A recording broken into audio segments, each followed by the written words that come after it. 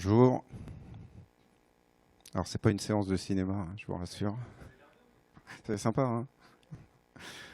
Est-ce que quelqu'un a déjà vu le film Sully? Ouais.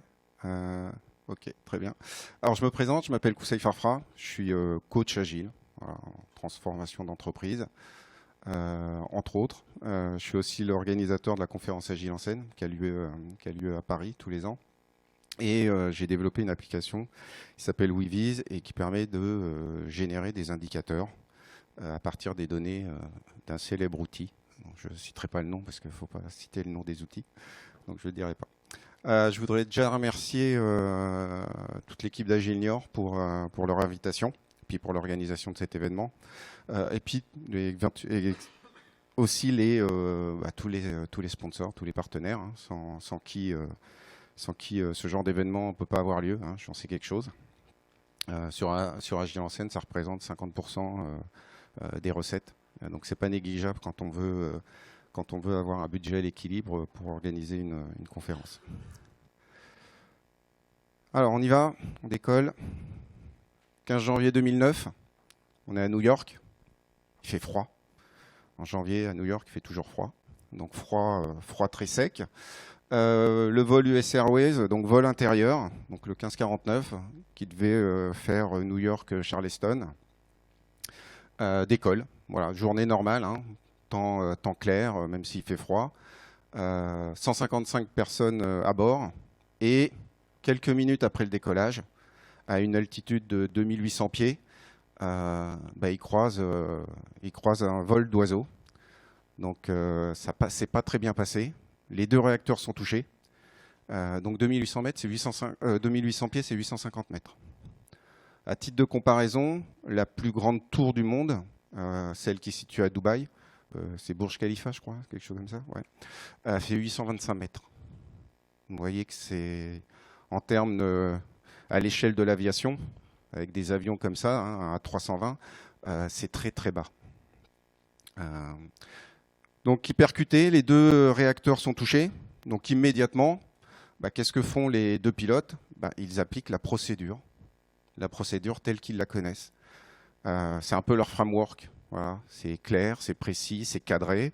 C'est important que ce soit cadré, clair et précis parce qu'on est dans de l'aviation civile, on est dans un risque important en cas de problème pour les passagers. Donc, ils appliquent leur procédure, ils sortent toutes leurs checklists. Et ils regardent en fait toutes les étapes à faire dans ce cas-là. Seul problème, c'est que ce cas n'est jamais arrivé. Jamais un avion n'a été percuté par un vol d'oiseau et a perdu ses deux réacteurs à 850 mètres d'altitude. Ça n'est jamais arrivé. Donc, en respectant la procédure, ils demandent à pouvoir atterrir revenir à la Guardia ou pouvoir atterrir sur un autre aéroport qui est dans le New Jersey qui s'appelle Teterboro. Donc, ils regardent toutes les options. Et à un moment, le pilote, Sully, décide, en fait, on ne sait pas pourquoi, de poser l'avion sur l'Hudson. Alors, l'Hudson, hein, je ne sais pas si vous avez déjà été à New York, c'est quand même assez grand, c'est assez large. La grande chance qu'il a, c'est que sur l'Hudson, il y a très peu de ponts par rapport à l'East River, où là, vous en avez plein.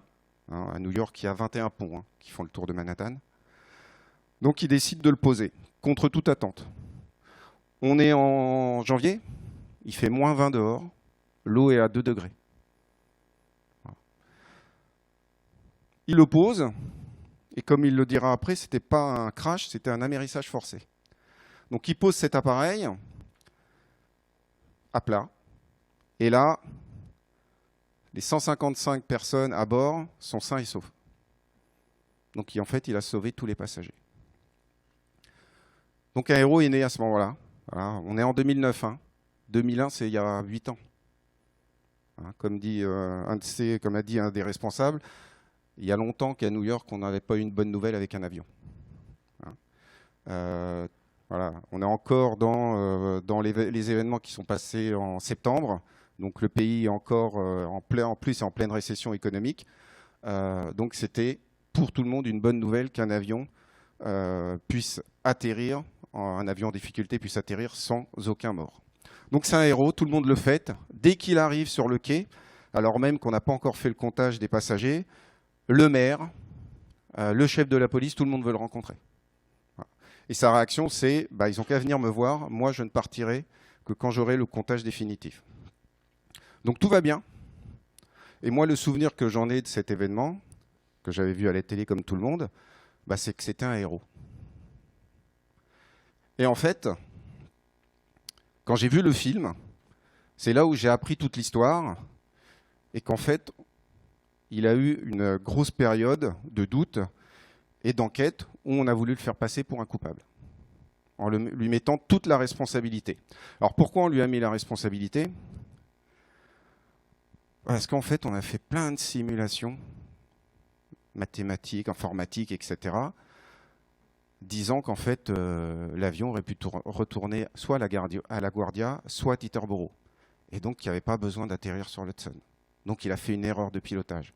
Et pourquoi, pour tous les responsables, il a fait une erreur de pilotage? Parce qu'il n'a pas respecté le cadre. Il n'a pas respecté le framework qui était défini. Il a pris une initiative. Une initiative qui, heureusement, n'a pas amené de mort, mais qui a fait qu'un avion s'est retrouvé dans l'Hudson, que la compagnie d'assurance a dû payer énormément de dédommagements, et que la compagnie aérienne allait être attaquée par les passagers. Alors, on est aux États-Unis, hein, donc vous vous cassez un ongle, hein, vous portez plainte. Hein. Voilà. Donc du coup, il fallait un coupable. Et le coupable, ça peut être que le pilote, surtout quand on lui explique que les données ACARS, si vous connaissez un peu en aviation, les données ACARS, ce sont les données d'enregistrement de tous les paramètres de vol. Les données ACARS indiquaient que, en fait, il y avait de la poussée encore sur un des réacteurs. Donc sur des avions comme ce type d'avion, les Airbus, quand vous avez encore suffisamment de poussée, vous pouvez encore voler pendant un petit moment et atterrir en urgence sur un aéroport. Voilà. Seul truc, c'est que lui, Sully, comme il l'a dit, c'est que lui, il avait eu le sentiment, il avait eu la sensation, il avait senti que les deux réacteurs étaient morts, qu'il n'y avait plus aucune poussée. Et que pour lui, c'était la seule option. Donc il a pris cette décision. Alors pourquoi 20 simulations informatiques ont dit le contraire? Qu'en fait, il aurait pu atterrir. En fait, parce que ces 20 simulations informatiques se sont basées sur des données qui leur étaient fournies par un système embarqué qui ne prenait en compte aucun aspect humain. Et comme l'a dit son copilote, alors, je ne me souviens plus de son nom d'ailleurs, voilà, Jeffrey Skyle, comme il a dit son copilote, s'ils avaient respecté les règles là, voilà, ils seraient tous morts. Et c'est vrai parce qu'en fait, la procédure qu'il a suivie, dans la procédure que Sully a mis en œuvre, à un moment, ils ont dû couper les auxiliaires. Ça n'était que la 15e étape dans la checklist des choses à faire. La 15e. Toutes les autres, en fait, ils ne les ont pas faites parce qu'ils savaient que ça ne marchait pas. Alors pourquoi les simulations se sont trompées? Parce qu'au final, on s'est rendu compte que toutes ces simulations qui avaient été faites étaient fausses. L'avion ne pouvait pas atterrir sur un aéroport, c'était impossible. Atterrir sur l'Hudson était la seule option. Alors d'après vous, pourquoi elles se sont trompées les simulations? Vous ne savez pas? Comment? Ouais, il y a des règles prédéfinies, ouais. Ouais, ils sont basés sur des données fausses et surtout, ils se sont basés sur une situation qui n'était jamais arrivée. Pour pouvoir, quand ils ont, pendant l'enquête, fait la démonstration en simulateur de vol de l'événement, en fait, dès qu'ils ont été percutés par les oiseaux, immédiatement, ils se sont déroutés vers un des deux aéroports. Et donc, ils ont atterri sans aucun problème.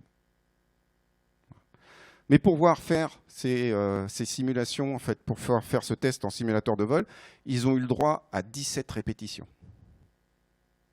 Voilà. Les pilotes, ceux qui atterrissaient à Teterboro et ceux qui devaient atterrir à la Guardia, ont fait 17 tests de préparation avant de faire cette simulation pour la commission d'enquête.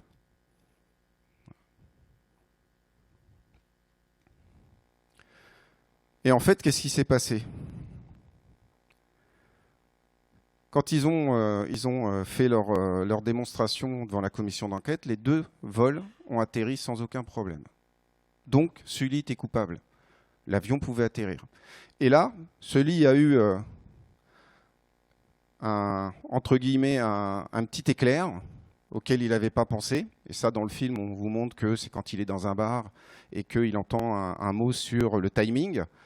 Bah, c'est là où, en fait, il a mis en avant ce qu'on appelle l'intelligence opérationnelle, le facteur humain. C'est que toutes ces simulations, même si elles étaient faites en bonne foi, ne prenaient pas en compte le facteur humain. Et ne prenaient pas en compte la capacité d'une personne, par rapport à son expertise, de décider de la bonne solution à faire par rapport au contexte dans lequel il se trouve. Pour revenir à Sully, alors l'histoire de Sully, elle est quand même intéressante. C'est quelqu'un qui avait 42 années d'expérience dans le vol. Ancien pilote de chasse dans l'armée, dans l'US Air Force, pilote sur F4. Il a participé, quand il était dans l'armée de l'air, à des commissions enquête accident. Donc c'était quelqu'un qui était quand même assez expert dans ce domaine. Il avait créé sa propre société d'expertise, de conseil. Il avait revu en fait tous les rapports d'accident sur les avions sur lesquels il volait. Donc c'était quelqu'un qui avait une certaine expertise. Donc c'était quelqu'un qui connaissait son métier et qui a pris une décision par rapport à son expertise, par rapport à sa connaissance de l'environnement et par rapport aux données qui lui étaient devant lui à ce moment-là. Ça, c'est ce qu'on appelle l'intelligence opérationnelle. C'est la capacité d'une personne à pouvoir se servir de son expérience, à pouvoir se servir de son expertise pour pouvoir prendre une décision et pas suivre aveuglément un framework. Quand on intervient dans une entreprise pour faire une transformation, bah, qu'est-ce qu'on va faire souvent? On va dire, bah, on va mettre en place tel ou tel framework. Alors, je ne vais pas les citer, parce qu'il n'y a aucun framework qui est mauvais, il n'y en a aucun qui est bon. Mais souvent, on va expliquer, bah, on va mettre en place ce framework. On va revoir tous les rôles. On va revoir tout le fonctionnement. Alors que souvent, on ne se pose pas la question de « mais c'est quoi le contexte de votre entreprise? C'est quoi l'expertise que vous avez? Et en fait, qu'est-ce qu'on a besoin juste de changer ?» En se basant sur l'expertise des personnes. Pour étayer mon propos sur l'intelligence opérationnelle, l'année dernière, à Gilles-en-Seine, on a reçu l'ancien patron du RAID. On appelle ça comme ça en France. Hein. Au RAID, c'est des patrons. L'ancien patron du RAID, Jean-Michel Fauvert, qui a fait une keynote de clôture. Et bah, bien sûr, lui, il a été patron du RAID pendant les événements qu'on a eus avec l'hypercacher et le Bataclan. Donc c'est assez douloureux. Et en fait, pour l'hypercacher, il nous a raconté une histoire, notamment sur l'importance de l'intelligence opérationnelle. Au RAID, quand ils ne sont pas en intervention, et heureusement qu'ils ne sont pas tout le temps, en fait, ils passent leur temps à s'entraîner. Ils s'entraînent, ils s'entraînent, ils s'entraînent. Donc en fait, c'est pratiquement de l'automatisme. Souvent, on va se dire, un policier ou un militaire, on ne lui demande pas de réfléchir, poum, il est entraîné, il fait ce qu'il a à faire. Quand ils sont intervenus à l'hypercacher, la personne qui, ils interviennent comme ils appellent en colonne, la personne qui porte le bouclier, c'est lui qui doit protéger en fait son équipe, donc il rentre pour attirer le feu du terroriste et protéger tout le monde. Et là, quand ils sont rentrés, donc ils ont ouvert la grille, ils sont rentrés, ils devaient aller, alors si je ne dis pas de bêtises, ils devaient aller sur la droite. Et en fait, en rentrant, il s'est rendu compte qu'en allant sur la droite, immédiatement, il allait se retrouver dans un tir croisé avec le terroriste et les otages. Et donc, les otages risquaient d'être touchés. Plutôt que d'aller à droite, alors que c'était l'entraînement qu'il avait, il est parti à gauche. Pour attirer le feu du terroriste et éviter que les otages soient touchés. Ça, c'est l'intelligence opérationnelle. C'est que la personne, au RAID, a le droit d'avoir une certaine autonomie parce que là-bas, ils ont une mission. C'est sauver les otages, sauver les otages, sauver les otages. Voilà, point. C'est ça la priorité. Ce n'est pas obéir aveuglément aux ordres, c'est avoir un entraînement, une expertise et avoir la capacité et l'autonomie pour pouvoir prendre la bonne décision au bon moment. Alors, c'est quoi la conclusion de l'histoire?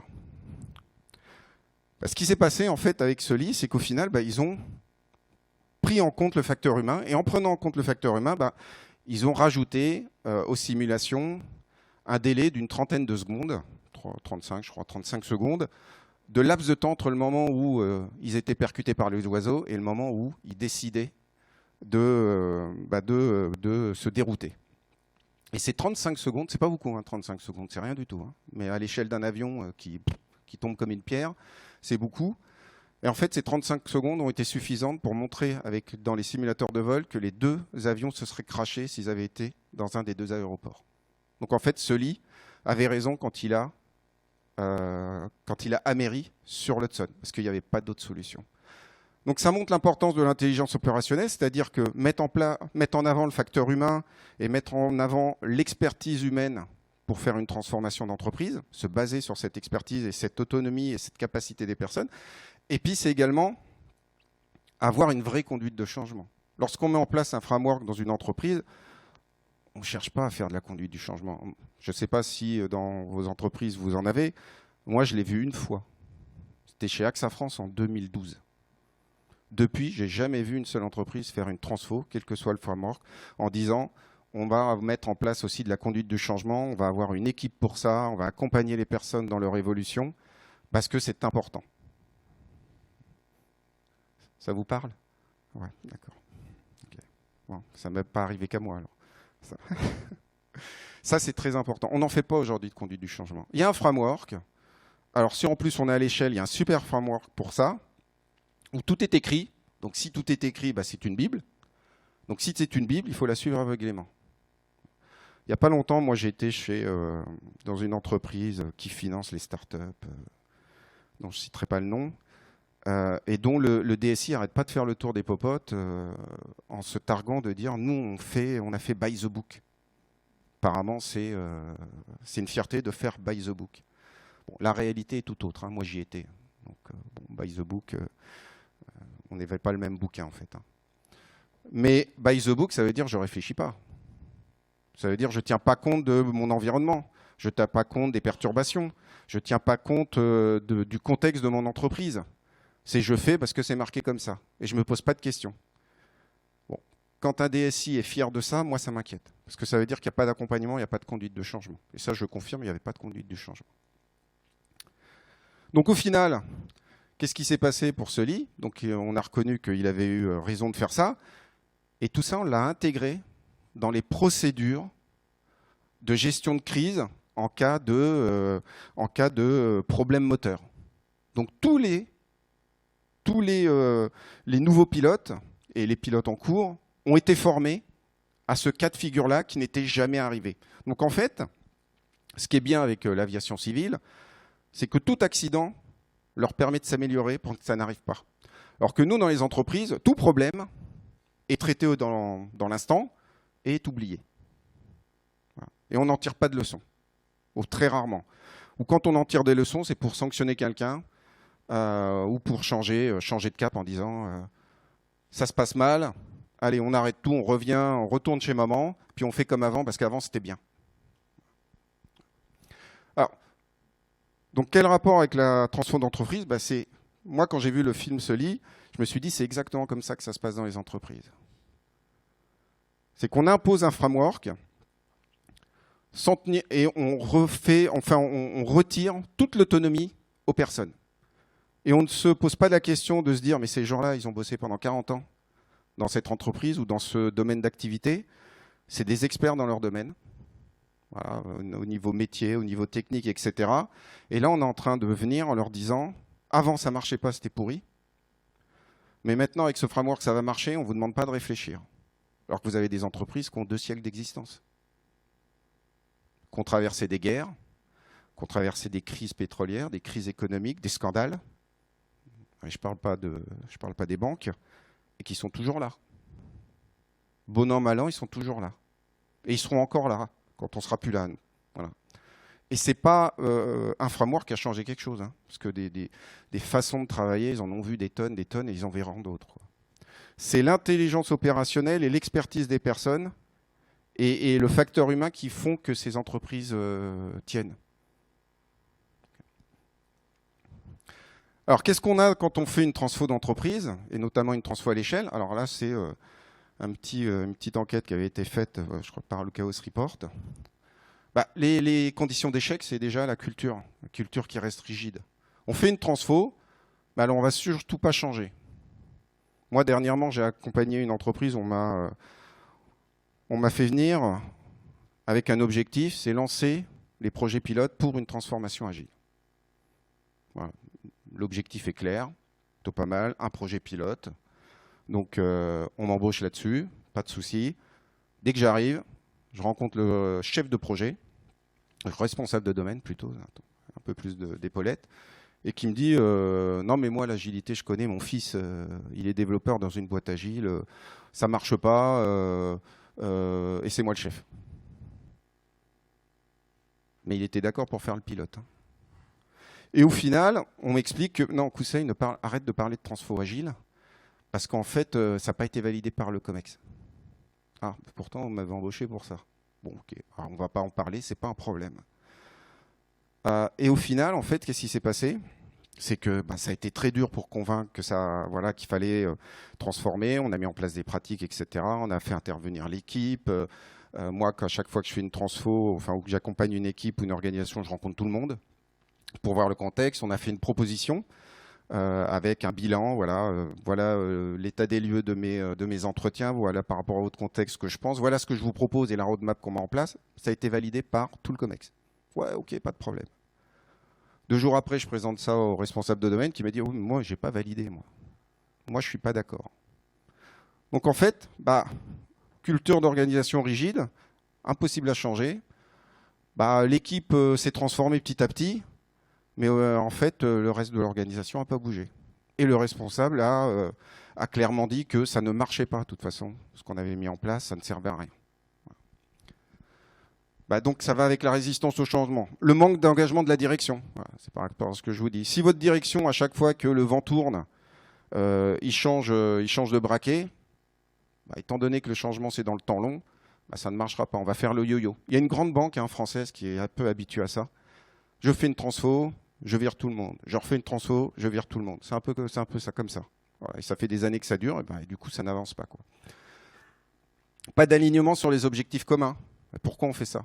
Est-ce qu'on veut être agile, juste pour dire, voilà, comme le disait Pablo, c'est un effet de mode, les autres le font, faisons-le, puis c'est cool, comme ça on ira en parler pendant les confs. Ou est-ce qu'il y a un objectif clair derrière en termes de survie, en termes d'image de marque, etc. Ça résonne un peu avec ce que Pablo a dit. Pas toujours d'accord avec ce que dit Pablo. Là, j'ai trouvé sa conf extrêmement intéressante sur les messages qui étaient dits, quoi. L'absence de mesure de la performance. Dans tous ceux qui sont dans une entreprise qui fait une transfo, qu'elle soit agile, ou etc., qui mesure des indicateurs de performance? Okay. Très bien. Enfin, oui. Quels indicateurs? On fait ça, voilà. Alors moi, pour avoir développé une application là-dessus, j'ai rencontré, depuis 2020, j'ai rencontré énormément d'entreprises. Sur toutes celles que j'ai rencontrées, bon, il y en a quelques-unes qui ont mis en place cet élément-là, la majorité me disait « Ouais, mais nous, on ne mesure rien. » Ah si, la vélocité. Et j'ai même un client, donc je ne vais pas citer son nom, qui maintenant a mis en place une mesure vraiment d'indicateur de performance, etc., qui à une époque, il n'y a pas très lointaine, envoyait un indicateur unique tous les mois au DSI, un indicateur de productivité, comme ils le disent, qui était la vélocité. Voilà. Et donc, pas de changement, pas de gestion du changement. Voilà, on est à 40%. Il me reste combien de temps? Franck, il me reste combien de temps? 25 minutes, super, merci. Alors, du coup, les frameworks ne suffisent pas. Alors, ça ne veut pas dire qu'il n'en faut pas. Bien sûr, c'est important d'avoir un cadre. Quand on est notamment, comme dans l'aviation civile, quand on est dans un domaine très réglementaire, très sécurisé, très sensible. Pareil, Un site, une centrale nucléaire a besoin d'un cadre, a besoin de process, a besoin d'un framework éventuel qui définit les règles. Donc c'est important d'avoir des frameworks, mais ils ne sont pas suffisants. Ça reste un moyen, ça reste un cadre qui va vous permettre de pouvoir savoir comment fonctionner. Mais il faut garder la possibilité pour les équipes, à l'intérieur de ce cadre, de pouvoir l'adapter, d'avoir une certaine autonomie. Voilà. Donc si on garde dans les moments de turbulence les mêmes logiques qu'hier, bah, ça ne marche pas. Si on dit on va mettre en place un framework agile pour gérer nos projets et pas nos produits, mais que en fait on va quand même continuer à fonctionner comme hier avec les mêmes réunions, les mêmes processus, etc., bah, ça ne marchera pas. Alors pourquoi c'est difficile de faire une transfo? Bah, c'est qu'en fait le changement prend du temps. Moi, la fameuse société dont je vous ai parlé tout à l'heure qui faisait du by the book, quand ils ont lancé leur transfo, donc transfo à l'échelle avec un célèbre framework, ils ont fait venir une société de service, voilà, moi, avec qui je travaillais à une époque, donc je connaissais les consultants qui sont des gens très experts dans leur domaine, voilà, de très bons coachs. Donc la société, le SN, c'était pas le problème. En fait, le mandat qu'on leur a donné, c'est dans 3 mois, on veut être opérationnel. 3 ou 4 000 personnes dans la boîte, un truc comme ça, quoi. Dans 3 mois, on est agile, on est opérationnel. Ils leur ont expliqué, c'est pas possible. Ah bah si, c'est comme ça, dans 3 mois, vous formez tout le monde, il y aura nos coachs internes et après vous sortez. Donc moi, quand ils m'avaient parlé de ça, ça m'avait fait rire. Je dis, ouais, mais dans 3 mois, ils vont vous dire que ça va continuer. Bah non, non, hein, dans 3 mois après, ils ont bien viré. Et ils ont gardé les coachs internes. Moi, je suis arrivé quelques temps après. Alors, je vous rassure, j'ai sauvé personne. Ils m'ont viré quelques temps après aussi. Et en fait, j'ai vu que il n'y avait pas de coach interne. Il n'y avait pas de LACE.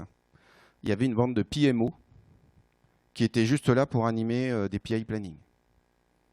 Voilà. Et que le changement n'était pas là, il n'y avait pas de conduite du changement. Chacun faisait un peu ce qu'il voulait. Puis en fait, on avait créé des trains un peu comme ça. Voilà, vas-y que je te pousse. Sans se poser la question de c'est quoi les chaînes de valeur, c'est quoi nos objectifs, comment on veut mesurer la performance, comment nos consultants, nos coachs internes vont accompagner ce changement et vont accompagner la montée en maturité des équipes, etc.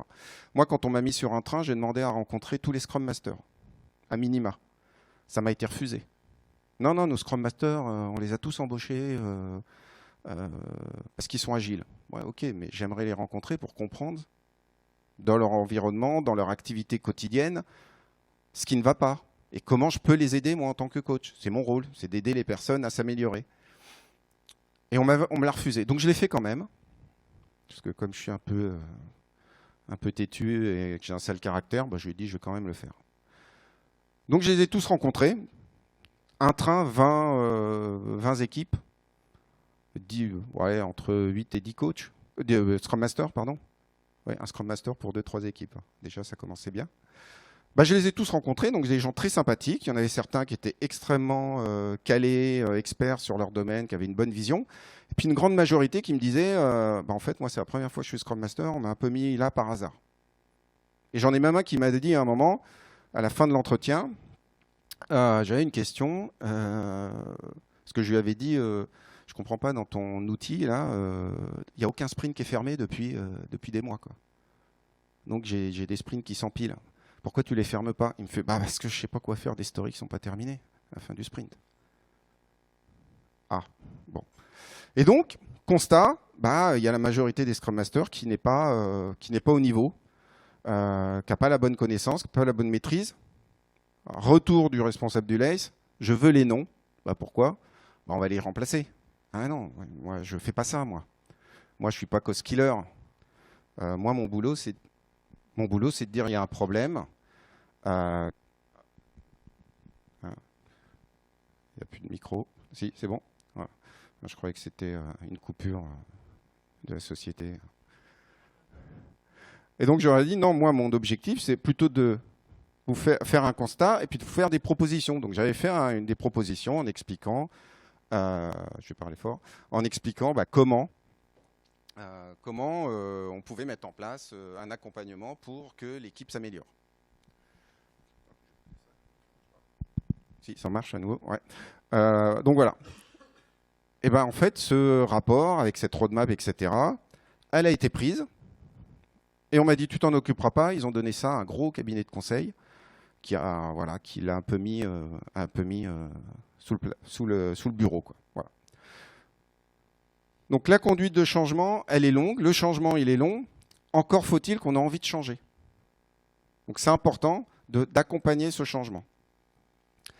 Alors pourquoi le changement est long et compliqué? Parce qu'en fait, on a des changements à deux vitesses dans une entreprise. Donc c'est la loi de Marteg, hein, qui a été créée par Scott Brinker, que je ne connais pas. On a deux types de changements. On a le changement technologique, qui là va à un rythme exponentiel. Hein, voilà. Qui aurait dit il y a un an que l'IA allait exploser comme ça? Voilà. Donc moi, en général, je vois les changements technologiques par rapport aux sujets qui sont présentés à Agile en scène. L'année dernière, on n'a eu que des propositions sur de l'IA, alors qu'avant, on en parlait à peine. Là, cette année, c'est plus Team Topologies. Je ne sais pas si vous en avez entendu parler, mais j'arrête pas de voir ça. Et puis, on a les changements organisationnels qui sont beaucoup plus lents. Parce qu'on fait changer la culture, on fait changer le mindset, on fait changer des fois l'organigramme de l'entreprise, on fait changer la raison d'être d'une entreprise. Donc, c'est beaucoup plus lent. Et ces deux mondes vont s'interchoquer. Parce que par rapport à ces changements, en fait, on se rend compte que dans une entreprise, vous avez deux sous-systèmes, en fait, des systèmes socio-techniques. Vous avez le système social, c'est la structure, l'organisation, telle qu'elle existe, avec les personnes, des compétences, etc. Et puis vous avez le sous-système technique, où vous allez créer des produits, créer de la valeur. Et puis pour créer ces produits, vous avez des outils technologiques. Et ils sont en interaction et en interdépendance constante. Et donc, c'est pas facile de dire on doit transformer à la fois la culture de l'entreprise et on doit s'adapter aux nouveaux besoins des consommateurs. Donc, quand on met en place des outils, des cadres, des frameworks pour faire aider l'entreprise à se transformer, il faut accompagner ce changement. Et puis surtout, il faut se baser sur l'expertise des personnes. Moi, là, j'accompagne une équipe qui fait du design system. Je ne sais même pas ce que c'est. On parlait de ça, je dis c'est génial. On va faire des tokens, on va faire des composants. Moi, on me parle chinois. Moi, je croyais un token, c'était un truc pour se connecter à une application. Donc, en fait, ils m'ont dit on va le faire en Scrum. Je dis donc, vous n'avez pas besoin de moi, vous savez exactement ce que vous allez faire. Ah non, on a besoin d'être accompagné, blablabla. Et là, je les ai juste écoutés. Ils m'ont expliqué ce qu'ils avaient à faire. Et je me suis rendu compte qu'en fait, ça allait peut-être pas être la meilleure des idées de le faire en Scrum. Donc plutôt que de leur dire non, on va le faire en Kanban, je leur ai dit, vous allez m'expliquer c'est quoi votre chaîne de valeur. Alors déjà, quand j'ai parlé de chaîne de valeur, ils pensaient que j'étais en train de parler d'un produit. J'ai dit non, on vous fait une demande, vous avez un truc à développer, qu'est-ce qui se passe? 1h30 d'atelier. Au bout d'1h30, on était arrivé à peine au tiers de cette fameuse chaîne de valeur. Et là, j'aurais donné des devoirs à la maison pour leur dire, au prochain atelier, il faut que vous ayez réfléchi à ça. Parce qu'en fait, les gens ont tellement la tête dans le guidon, ils sont tellement omnubilés par tel framework va apporter toutes les solutions qu'ils ne pensent pas à quelle est leur réelle activité. Et là, en fait, ils se rendent compte petit à petit, on a encore eu un séminaire hier matin, ils se rendent compte petit à petit qu'en fait, le problème, c'est pas de savoir est-ce qu'on le fait en Scrum ou en Kanban. Le problème, c'est de savoir comment ils sont en capacité de travailler ensemble. Parce qu'il y a des gens en Inde, il y a une personne qui est même au Brésil, et ils ne sont pas à temps plein. Ils ont eu l'accord team qui est à 50%, et puis ils ont plein de contributeurs partout, sur 5 marques. Donc leur problème, c'est pas de savoir quel framework on va mettre en place, c'est de savoir comment on s'organise ensemble, comment on arrive à travailler ensemble. Pour gérer plusieurs technologies, plusieurs marques, dans un environnement où c'est un peu compliqué quand même, parce que c'est une entreprise, un groupe international, très concurrentiel, dans un secteur très sensible, très fluctuant en fonction de la santé économique d'un pays, etc. Donc c'est ça qui est important. Donc là, aujourd'hui, moi, je leur ai expliqué que on m'a pris comme Scrum Master. J'ai expliqué en fait qu'il n'y avait pas de Scrum Master. Moi, j'étais là plutôt pour leur aider à mieux s'organiser. Et peu importe le framework qu'on allait mettre en place ou les pratiques qu'on allait mettre en place ou comment on allait les appeler. C'est pas ça qui est important. Par contre, leur métier, j'y connais rien. Ça va être à eux de définir, par rapport à leur métier, comment travailler. Alors, quand on fait une conduite du changement, qu'est-ce qu'on va mettre en place? Déjà, il faut remettre l'humain au centre de cette conduite du changement. Il faut plutôt que les frameworks soient un moyen d'arriver à des objectifs et se baser sur l'intelligence opérationnelle et l'intelligence collective des personnes. Donc il y a plusieurs éléments qu'on peut mettre en place. Hein. C'est peut-être pas exhaustif. Déjà, définir une destination, avoir une vraie vision. Qu'est-ce qu'on veut faire? Tu lèves la main ou... Non, d'accord. Donc déjà, définir ça. Alors moi, là, pareil que sur l'équipe que j'accompagne, il y a une vision. Une vision, elle est claire. En plus, ce qui est bien, c'est que cette vision, elle n'est pas venue de la direction. En fait, il y a eu plein de contributions qui ont été faites par plein d'équipes parce qu'ils se sont rendus compte qu'au niveau design system, c'était un peu le bazar. Et par la preuve, à un moment, ça a convaincu la direction de dire « Ouais, effectivement, on a un vrai problème de ce côté-là, donc allons-y ». On décentralise la prise de décision. Alors, je vais le faire en avant. Voilà. On décentralise la prise de décision. Déjà, il faut qu'on redonne l'autonomie aux équipes. Mais une vraie autonomie. Pas juste vous êtes responsable et s'il y a un problème, vous serez coupable. C'est leur donner une vraie autonomie, une vraie capacité de prendre des décisions. C'est notamment quelle est la délégation des équipes. Quelle est la vraie délégation des personnes. Quand on dit que vous êtes product owner, product manager, etc., c'est quoi votre vrai niveau de délégation? Le vrai niveau de délégation qu'on vous donne par rapport à celui dont vous avez besoin pour mener à bien vos objectifs. On doit accompagner l'évolution de la culture d'entreprise. Aujourd'hui, on a l'impression qu'en mettant un framework, la culture change. Non.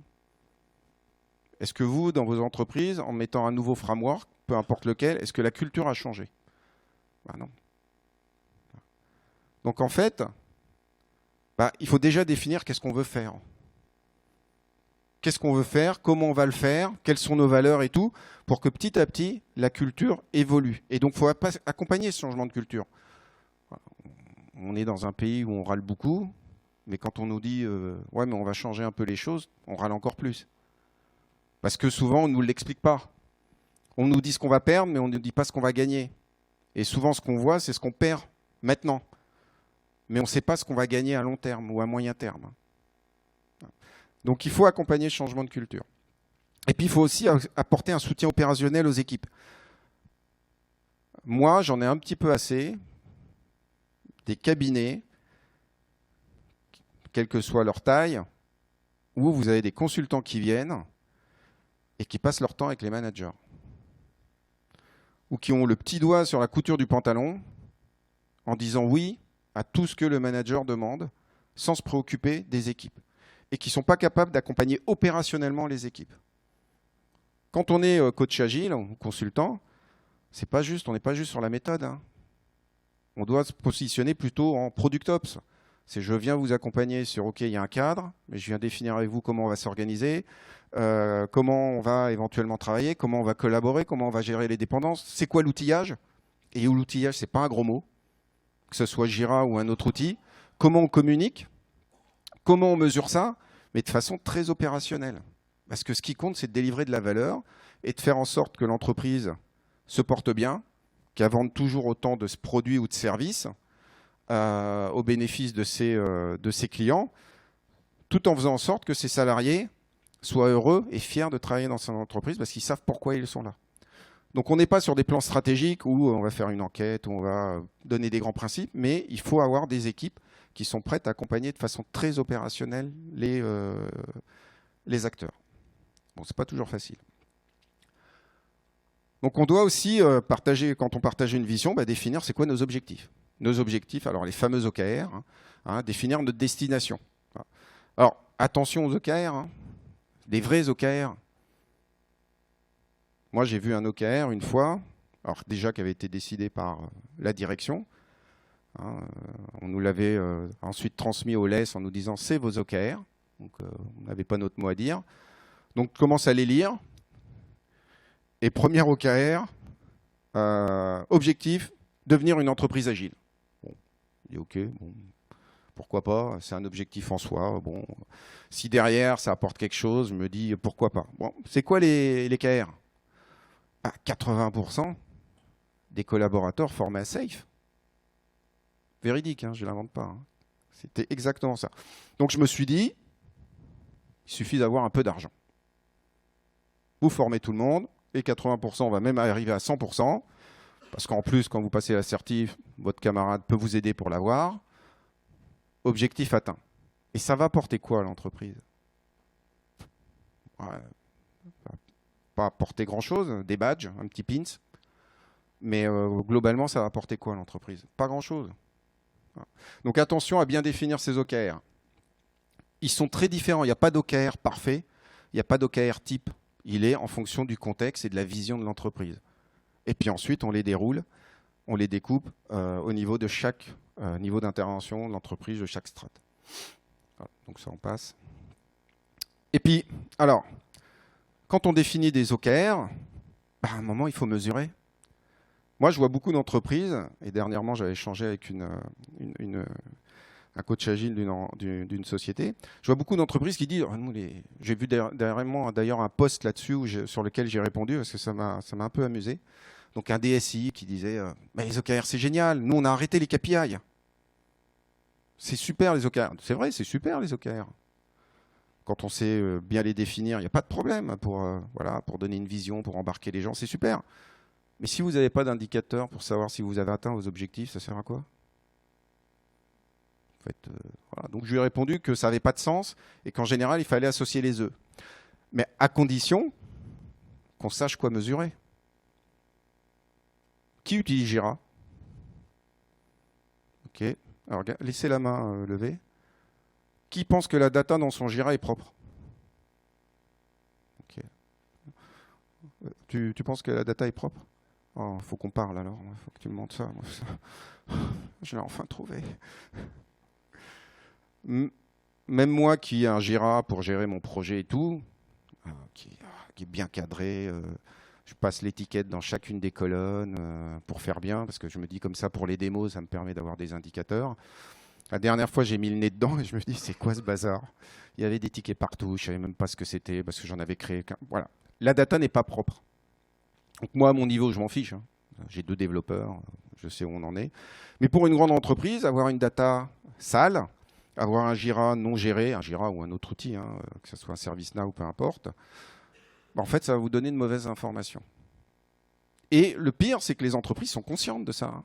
Moi, j'ai rencontré une entreprise qui a testé l'outil et qui m'a refait un retour en me disant on ne va pas le prendre. Je me suis dit, bon, mince, il ne sert à rien mon outil, c'est un peu dommage. Ah, non, c'est pas ça, c'est pas ça. Dès que notre data est pourrie, je dis c'est pas grave, on va travailler ensemble si vous voulez, et puis on va nettoyer tout ça. Ah oui, mais non, moi je ne vais pas demander au Scrum Master de nettoyer les Jira et tout. Mais pourquoi? J'ai pas envie qu'il se barre.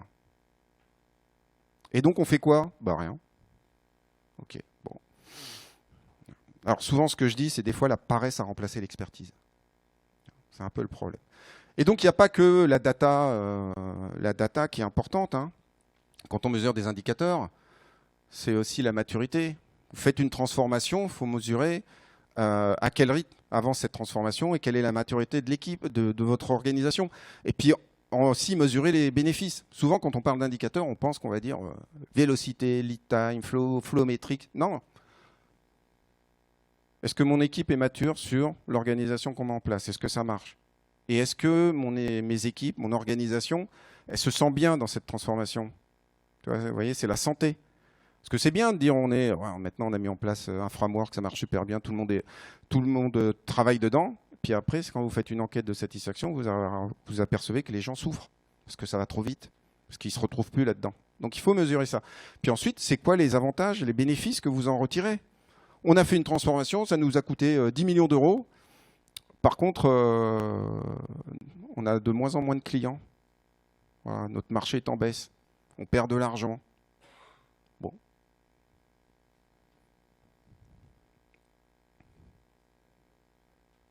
Non. Quelques minutes de retard. Ouais, j'ai terminé là. Donc l'objectif, c'est de devenir une entreprise résiliente. Voilà. d'être en capacité de pouvoir évoluer sans arrêt, mais en mettant l'humain en avant. Et pour conclure, voilà, pour terminer, je citerai, on est toujours avec Clint Eastwood, hein. C'est pas mon héros, hein. Je trouve que c'est un super acteur, mais c'est pas mon héros. Donc je citerai le sergent Thomas Highway dans Le Maître de guerre. On improvise, on domine, on s'adapte. C'est pas parce que vous avez été entraîné à faire quelque chose qu'il faut le faire à la lettre si vous voyez que le contexte ne s'y prête pas. Donc même les militaires, ils doivent improviser, ils doivent dominer, ils doivent s'adapter par rapport à leur contexte. Et c'est ce qu'on demande par exemple aux forces spéciales. Vous les envoyez dans un endroit où ils se retrouvent tout seuls, où ils n'ont aucun contact, aucune communication, aucun support. Ils ont été entraînés pour être capables de s'adapter à n'importe quelle situation.